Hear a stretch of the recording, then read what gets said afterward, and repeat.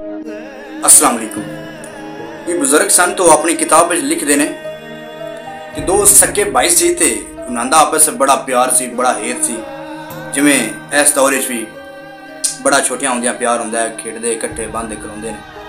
इस तरह कोई दो भाई सन, उन्हां दा आपस में बड़ा प्यार सी, बड़ा हेत सी। जिमें जवान होए थोड़ा जिहा दुनियादारी वेखी,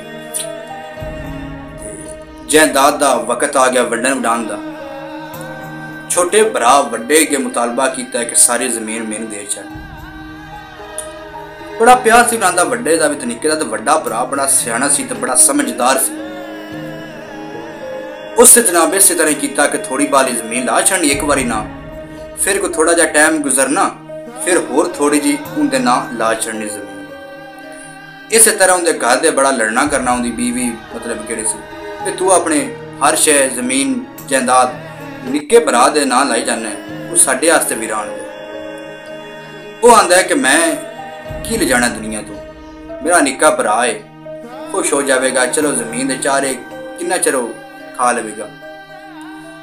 इन नाल यही बेहतर है कि जमीन दे चार टोटे केड़े उनके ना ला छड़ना। ते असी आ केड़े बोलन बुलाने तो मतलब लड़ाई झगड़े तो बचे रवांदे, इकट्ठे रवांदे, प्यार मोहब्बत ना रवांदे कि मैं रहांदे पे हाँ। ठीक है, चलो साडे च छोटक या छोटक ना होगी साडी, असी फुट्टां दे ना आपस विच चार डंग जेड़े लगांदे सुकून नाल गुजारांगे। चलो मेरे वालों ना जावे दी, जेड़ी शै दी लोड़ होई भरा नूं, निक्का भरा है ते मैं उन्हां दे प्योवां पजामा देंदा रहां। ठीक, हर शै एक दिन जनाब उस ना ला छड़ी ते बड़ा हसी खुशी रहिंदे ने जनाब आपस विच। एक दिन वक्त आ गया वड्डे भरा दा दुनिया तो जान दा, दुनिया तो पर्दा उस पाना सी। टाइम आ गया जनाब, फौत हो गया।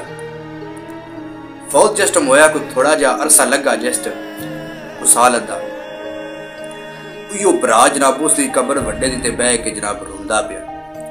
ते कोलू एक बुजुर्ग लगदे, बुजुर्ग लगदियां आंदे ने कि सद मारदे ने ते छोरा क्यों रोंदा पिया। अगू आंदा निक्का भरा जिहड़ा सी हुंदा कि मैं हुण रोंदा इस तो पिया कि मेरे भरा नूं सिर्फ एक झलकी वेखण वास्ते मैं तरसदा पिया।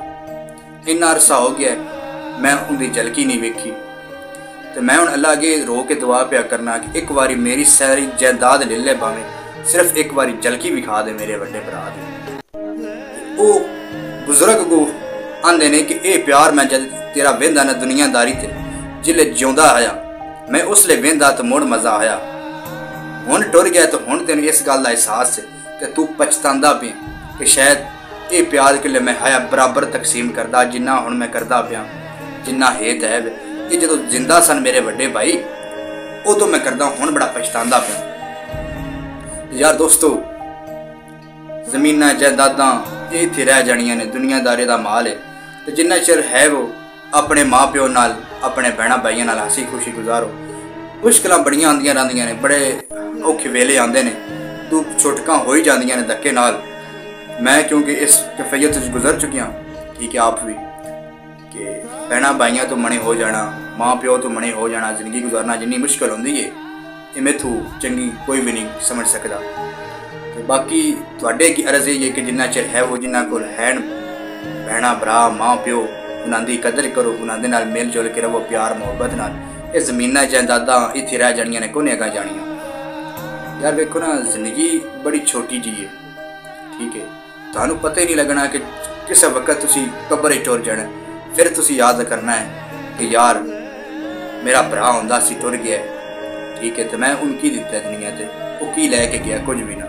तो बेहतरी इस चाहिए यार, वीर भरा कोई भी है जिहड़ा सुनदा पे वीडियो वो जनाब कोशिश यही कीता करो यार, प्यार मोहब्बत ना रहा करो। तो बाकी वीडियो पसंद आई हो तो लाइक शेयर जरूर करिए। तो दियो इजाजत, अल्लाह हाफिज़।